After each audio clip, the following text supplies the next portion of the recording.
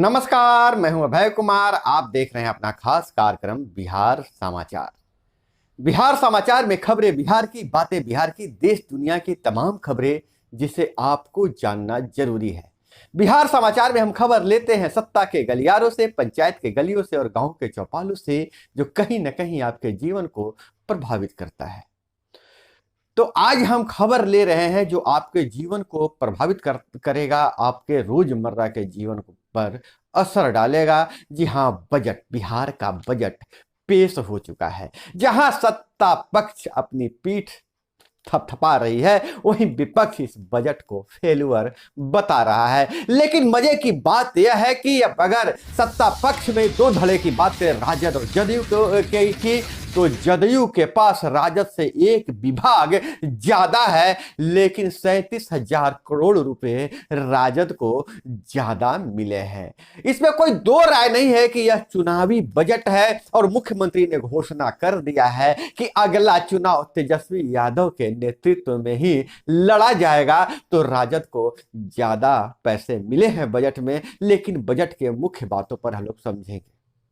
जो आपके जीवन को प्रभावित करता है, बजट का विषय थोड़ा कठिन होता है, उसी तरह से चुनावी गणित भी कठिन होता है। लेकिन इस बजट को समझना जरूरी है कि हमारे गांव के जनप्रतिनिधियों के लिए क्या मिला, गांव के विकास के लिए, गांव की सरकार के लिए क्या मिला, हमारी रोजमर्रा की जिंदगी में कौन सी आसानी आएगी, स्वास्थ्य शिक्षा पर क्या खर्च होने वाला है। तो इस पूरे बात को हम बहुत ही आसान शब्दों में और बहुत कम समय में समझने का प्रयास करते हैं। उसके बाद आगे की खबरों का सिलसिला शुरू करेंगे।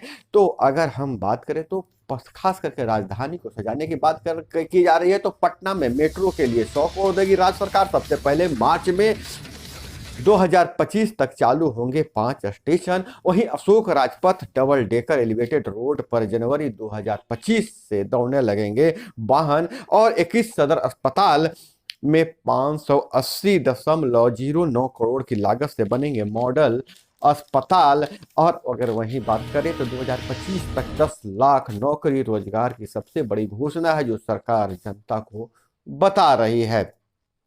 32% युवाओं पर सर्वोच्च फोकस है। और बजट का खास बात यह है कि सशक्त महिला, सक्षम महिला की थीम को अपनाया गया है। अल्पसंख्यक कल्याण, देखिए चुनावी बजट में अल्पसंख्यक कल्याण, स्वास्थ्य प्रक्षेत्र और हमारी सुरक्षा पर सरकार काफी पैसे खर्च करने वाली है। वहीं मुख्यमंत्री उद्यमी योजना की बात करें तो पिछले बार 8,000 को लाभ मिला था, इस बार बजट में 800 करोड़ का प्रावधान किया गया है। और कई ऐसी योजनाएं हैं जिसमें केंद्र सरकार की बिहार सरकार ने अनुसरण किया है। और वहीं अगर हम बात करें बजट की गाइड की बात करें तो हमारे गांव की सरकार के लिए, तो गांव हमारा खेत के थीम पर गांव की सरकार के लिए किया जा रहा है। इस बजट में प्रावधान किया गया है और बजट में हर खेत को पानी और स्वच्छ गांव, समृद्ध गांव जैसी योजनाओं को प्राथमिकता दी गई है। जब स्वच्छ गांव और समृद्ध गांव की बात की जा रही है, स्वच्छता और समृद्धि की बात की जा रही है, तो उसमें हमारे त्रिस्तरीय पंचायती राज व्यवस्था से चुन कर आए जन पंचायत प्रतिनिधि भी शामिल होते हैं। क्योंकि विकास, गांव का विकास जो है, विकास का जिम्मा इन जनप्रतिनिधियों के पास रहेगा, तो बजट में उसका भी प्रावधान किया गया है। इसमें क्या प्रावधान हो सकता है, तो जैसे मुख्यमंत्री ने कहा था 7 निश्चय योजना पार्ट 2 को क्रियान्वित करने के लिए, उसमें बजट बढ़ाने के लिए। और दूसरी बात, स्वच्छ गांव की बात है तो स्वच्छता अभियान में भी पैसे दिए जाएंगे। लेकिन पैसे तो कैसे आते हैं आपको पता ही है कि पैसे पहले विभाग को आते हैं, विभाग फिर तय करता है कि कितना पैसा मुखिया जी को देना है, कितना पैसा वार्ड सदस्यों को देना है और कितना पैसे पर सरपंच साहब निगरानी करेंगे। फिलहाल इस बजट की बात करें तो जन जीवन हरियाली पर भी, जो मनरेगा के तहत पंचायतें काम करती हैं, जिन घरों में रेन वाटर हार्वेस्टिंग की सुविधा होगी उन्हें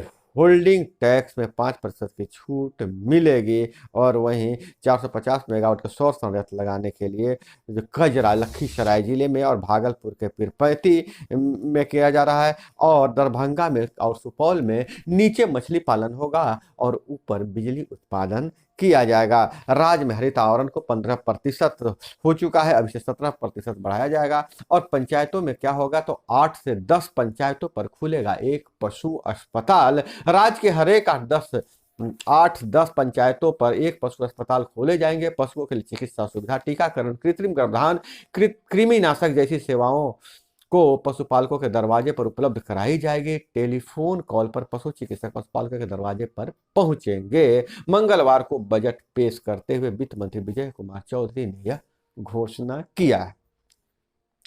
गांव की सरकार को सशक्त बनाया जाएगा, लेकिन कैसे बनाया जाएगा इस पर अभी तक चर्चा नहीं हुई है। हमारे जो मंत्री हैं, पंचायती राज मंत्री, वो भी चुप रहते हैं।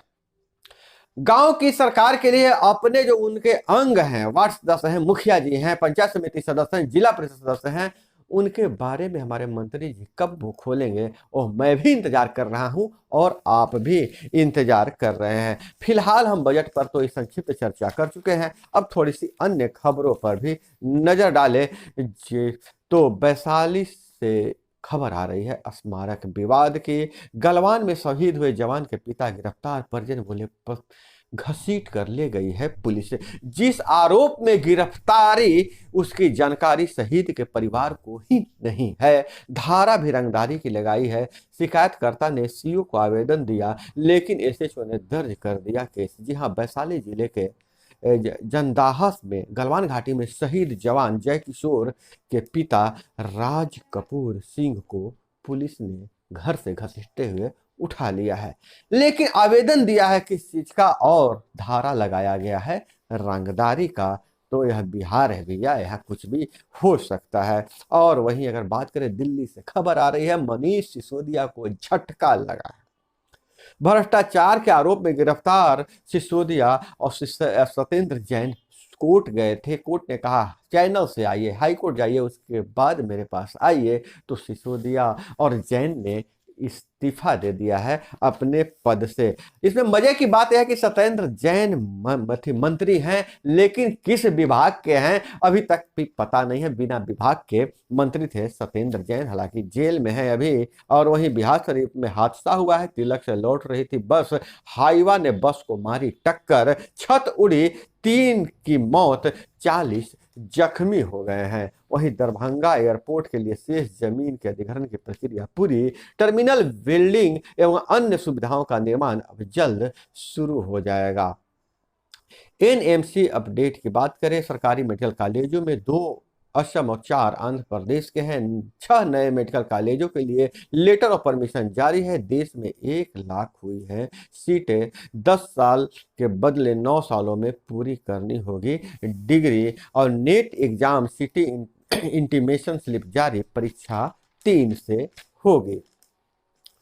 और 1 घंटे 25 मिनट के बजट भाषण की समाप्ति पर विजय कुमार चौधरी की बात पर विजय सिन्हा ने किया कटाक्ष। जैसा कि बजट हुआ है तो विपक्ष कटाक्ष करेगा। वित्त मंत्री ने कहा जब इरादा पक्का और कोशिश ईमानदार हो तो सफलता पक्की है। इस पर नेता प्रतिपक्ष ने कहा खजाना लूट गई, क्रिमिनल लहलहा गई, बजट गड़बड़ा गई। यह इनका बयान है। और वहीं मुख्यमंत्री ने कहा कि यह बजट लोक कल्याणकारी व आर्थिक विकास को गति देने वाला है। तो मुख्यमंत्री बोले आईटी मंत्री के खिलाफ लगे हत्या के आरोपों की जांच होगी, मुख्यमंत्री ने बयान दिया है। और वहीं खेती की बेहतरी एवं भूमि को जल संरक्षण के लिए गया में बनेगा सेंटर ऑफ एक्सेलेंट की बात कही जा रही है। वहीं सुशील कुमार मोदी बोले बिहार बजट केंद्र पर आश्रित बजट, योजना व्यय में कोई वृद्धि नहीं की गई है। और हादसा की खबर आ रही है, बेतिया, नेपाल से बेतिया आई बारातियों से भरी बस पलटी, 1 की मौत, 14 घायल, चालक के नशे में होने के कारण अनियंत्रित होकर पलटी है बस।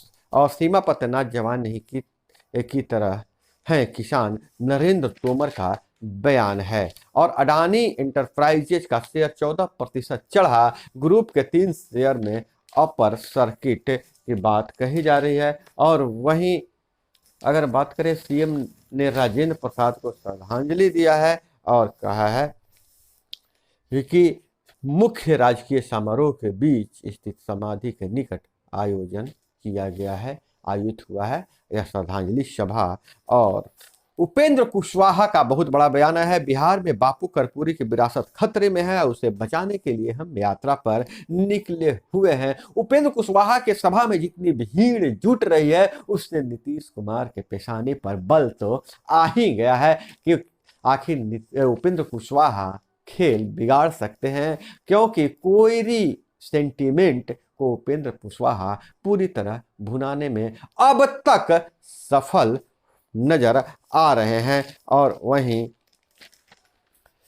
युद्ध के बावजूद मजबूत से खड़ी है दुनिया, लेकिन भारत की जो शांति की पेशकश है वह पश्चिम के देशों में आपसी टकराव के कारण सफल नहीं हो पा रहा है। और तुर्की में भूकंप से हुआ है 34 अरब डॉलर का नुकसान, एक स्टडी में यह पता चला है। और वहीं पाकिस्तान आतंक पाल रहा, सियासी अनिश्चितता से स्थिति बदतर हो सकती है।